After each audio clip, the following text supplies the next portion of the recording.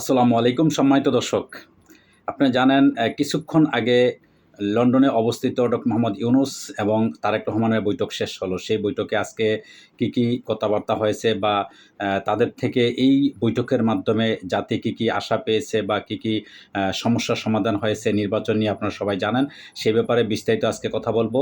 তার আগে একটু পিছনের দিকে আমি তাকাই। আপনারা জানেন যে বাংলাদেশের সাবেক ৩ বারের প্রধানমন্ত্রী বেগম খালেদা জিয়া এবং তিনি এ পর্যন্ত বাংলাদেশের কোনো আসন থেকে তিনি কিন্তু পরাজিত হন নাই। তিনি সবকটা যখন যেই কটা নির্বাচিত আসনে তিনি নির্বাচিত হয়েছেন বা নির্বাচনে তিনি দাঁড়িয়েছিলেন, প্রত্যেকটা নির্বাচনে কিন্তু তিনি জয়লাভ করেছেন। তো একজন আপোষহীন নেত্রী, একজন দীর্ঘস্থায়ী তিনি বাংলাদেশের গণতন্ত্রের জন্য তিনি অনেক লড়াই করেছেন। তো সেই খালেদা জিয়া একজন দূরদর্শিতা একজন নারী বাংলাদেশের জন্য, তাকে সম্মান জানাই। আমরা জানি যে বাংলাদেশের সাবেক প্রেসিডেন্ট এবং শহীদ জিয়াউর রহমানের স্ত্রী তিনি বেগম খালেদা জিয়া। তো আপনারা জানেন যে বাংলাদেশে দীর্ঘদিন যাবৎ গত ৫ই আগস্ট যখন শেখ হাসিনা পালিয়ে যায়, জুলাই আগস্টে গণ অভ্যুত্থানের মধ্য দিয়ে যখন স্বৈরাচারের পতন ঘটে, তখন বাংলাদেশ অন্তর্বর্তীকালীন সরকারের প্রধান ডক্টর মোহাম্মদ ইউনূস তিনি বাংলাদেশে ক্ষমতায় আসেন।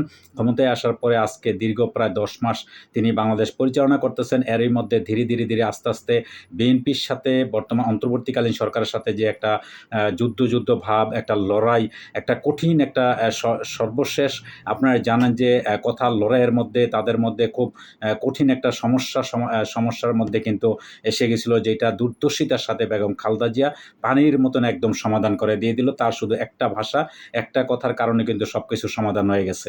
তো এই ধরনের নেত্রী বা এই ধরনের দুর্দর্শিতা যখন রাজনৈতিকবিদ বাংলাদেশে থাকবে, তখন বাংলাদেশের সাধারণ মানুষ কিন্তু একটা আশাবাদী থাকতে পারে, বা কোনো সমস্যা যত কঠিন সমস্যা হোক না কেন, রাজনৈতিক সমস্যা বা দেশের যে কোনো ব্যাপারে বা বিদেশিদের সাথে দেশের বাহিরের সাথে যত রকম সমস্যা হোক, এই ধরনের নেত্রী যখন থাকবে, এই ধরনের জ্ঞানী বা এই ধরনের দুর্দর্শিতা নারী বা এই ধরনের রাজনৈতিকবিদ যখন থাকবে, তখন দেশের জন্য অবশ্যই মঙ্গল। এটা আমরা সবাই কামনা করি। আজকে বেগম খালেদা জিয়ার একটা কথার কারণে আজকে সব কিছু পানি হয়ে গেছে। কিন্তু আপনারা জানেন যে বিএনপির কিছু নেতাকর্মীরা এমন ভাষায় তারা কথা বলছে, যেটা সাধারণত আপনারা জানেন একদম ঘোর যারা বিএনপি, যারা দীর্ঘদিন যাবৎ বিএনপিকে ভালোবাসে, শহীদ জিয়াকে ভালোবাসে বা বেগম খালেদা জিয়াকে ভালোবাসে, সেই লোকগুলো কিন্তু আস্তে আস্তে বিএনপি থেকে অনেক দূরে সরে গেছে, শুধু একমাত্র কিছু নেতাকর্মীদের তাদের মুখের ভাষার কারণে।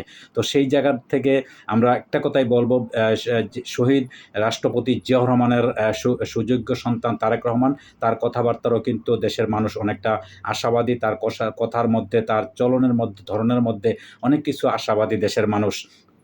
তো যাই হোক, সর্বশেষ যেটা লন্ডনে আজকে যে বৈঠকটা ডক্টর মোহাম্মদ ইউনূসের সাথে কত সুন্দর হাস্যোজ্জ্বলভাবে তারা যে আজকের সম্মানটা করলো, সেই সম্মানটার কি সর্বশেষ রেজাল্ট সেটা অবশ্যই আপনাদেরকে জানার চেষ্টা করব। দর্শক, অন্তর্বর্তী সরকারের প্রধান উপদেষ্টা ডক্টর মোহাম্মদ ইউনূস ও বিএনপির ভারপ্রাপ্ত চেয়ারম্যান তারেক রহমানের মধ্যে যে বৈঠক শেষ হয়েছে আজকে শুক্রবার 13ই জুন স্থানীয় সময় সকাল 9টা, বাংলাদেশ সময় বেলা 2টায় যুক্তরাজ্যের লন্ডনের ডরচেস্টার হোটেলে বৈঠকটি শুরু হয়।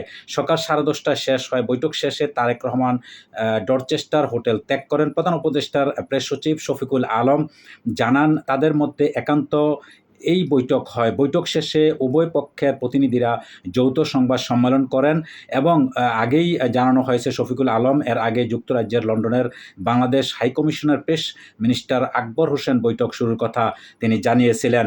তারেক রহমান হোটেলের সামনে পৌঁছালে তাকে জাতীয় নিরাপত্তা উপদেষ্টা খলিলুর রহমান ও প্রধান উপদেষ্টার প্রেস সচিব শফিকুল আলম তাকে শুভ স্বাগতম জানান। আগামী জাতীয় নির্বাচনের সময় বিতর্কের মধ্যে বৈঠকটি হলো। গত বছরের 5ই আগস্টে গণ অভ্যুত্থানে বাংলাদেশ রাজনৈতিক পট পরিবর্তনের পর এটি অন্তর্বর্তী সরকারের প্রধান ও দেশের বৃহত্তম রাজনৈতিক দল বিএনপির দ্বিতীয় শীর্ষ নেতার প্রথম সাক্ষাৎ বা বৈঠক। গুরুত্বপূর্ণ সংস্কার, নির্বাচনের সময়সহ বহু অমীমাংসিত বিষয় সামনে রেখে এই বৈঠককে খুবই গুরুত্বপূর্ণ মনে হচ্ছে। বৈঠক শেষে বিএনপির পক্ষ থেকে লন্ডনে বিএনপির স্থায়ী কমিটির সদস্য আমির খসরু মাহমুদ ব্রিফিং করতে পারেন বলে জানিয়েছেন। বিএনপির স্থায়িত্বশীল একাধিক নেতার সঙ্গে কথা বলে জানা গেছে, দলটির দিক থেকে কি বিষয়ে আলোচনা হবে বা সেই সম্পর্কে তারেক রহমানের দলের স্থায়ী কমিটির পক্ষ থেকে ইতিমধ্যে সব কিছু জানানো হয়েছে। প্রধান উপদেষ্টার পবিত্র ঈদুল আজহার আগের দিনে জাতির উদ্দেশ্যে দেওয়া ভাষণে আগামী বছর এপ্রিলের প্রথমার্ধে জাতীয় নির্বাচনের যে ঘোষণা দিয়েছিলেন লন্ডন বৈঠকে বিএনপির পক্ষ থেকে সেই সময়সীমা ও পূর্ণ বিবেচনা করার অনুরোধ জানানো হবে।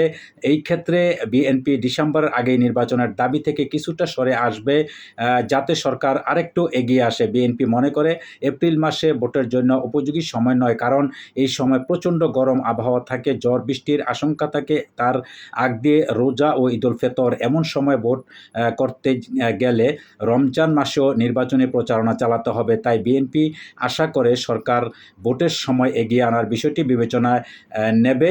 তবে সরকার এপ্রিলে অনড় থাকলে বিএনপির পক্ষে মানা কঠিন হবে। এছাড়া আরও দুটি বিষয় এই বৈঠকে বলা হয়েছে আসবে।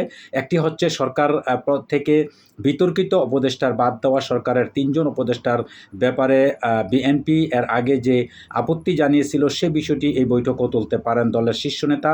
কারণ বিএনপির নীতি নির্ধারকরা পর্যায়ে নেতারা মনে করেন নির্বাচনে অন্তর্বর্তী সরকারের নিরপেক্ষতায় বজায় রাখার স্বার্থে বিতর্কিত উপদেষ্টা অব্যাহত উচিত।